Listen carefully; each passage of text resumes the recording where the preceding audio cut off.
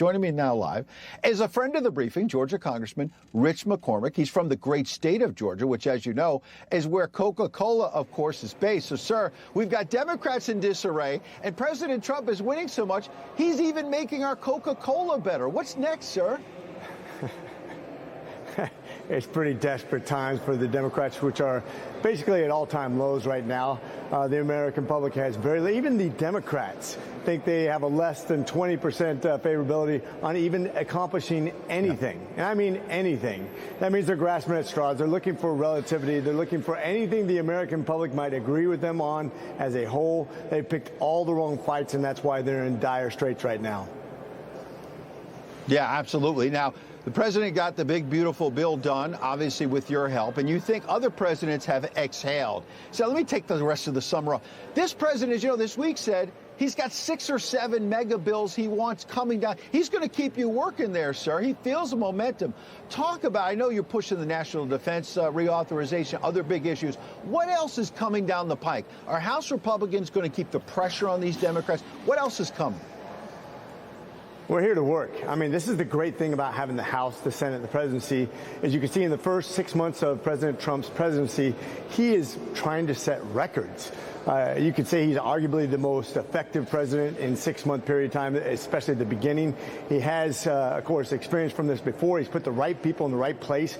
He has an experience with staffing. He has an understanding of what he wanted to get done. He got to see what Biden did and how to fix the things that he broke. Just the military alone. Right? Look, I'm a 20-year military veteran. Watching the all-time low of morale in the military was a horrible thing to witness, and it's great to see now that we're back. Recruiting numbers are up. The mission is the focus. Look what we just did in Iran, what we did against the Houthis, how we've gotten rid of the things that distract us from the mission. It's amazing. Yeah, it certainly is. The president's also trying to clean up the swamp.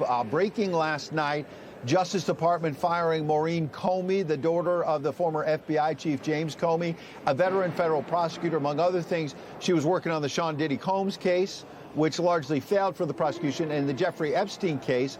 There was no specific reason for her firing. She's lashing out at the president today. Do you think this has anything to do with this controversy about the Epstein files?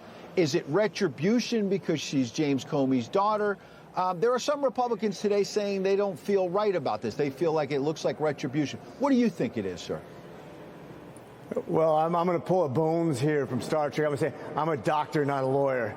And I really don't understand what the reasoning was, and I don't want to suppose on that at all. I'm sure President Trump has the capability from the bully pulpit to explain exactly what his reasoning was, and he probably will. What we found in government is there are a ton of bureaucrats who've been playing politics all along. Not there to execute the president's will, but to actually influence the government in very bad and misshapen ways. That's how we've gotten where we are. That's why we see bureaucracies overreaching and harassing civilians, harassing politicians.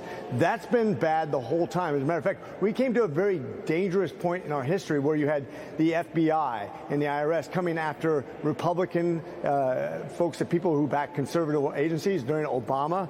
We saw how Biden warped things, how he pardoned his family and himself from the presidency. That's never been done before. You could say that executive privilege is way out of order now, but who started that? And where have we gone because of that? We are in quite a fix, and I'm glad to see President Trump be very aggressive to replace the people who've been the problem makers in government all along. Yeah, he certainly seems to be finally cleaning up that swamp that he talked about going back to the first campaign. Congressman Rich McCormick, we always appreciate you here on the briefing. Have a wonderful weekend, and thank you, sir. Always a pleasure. Semper Fi.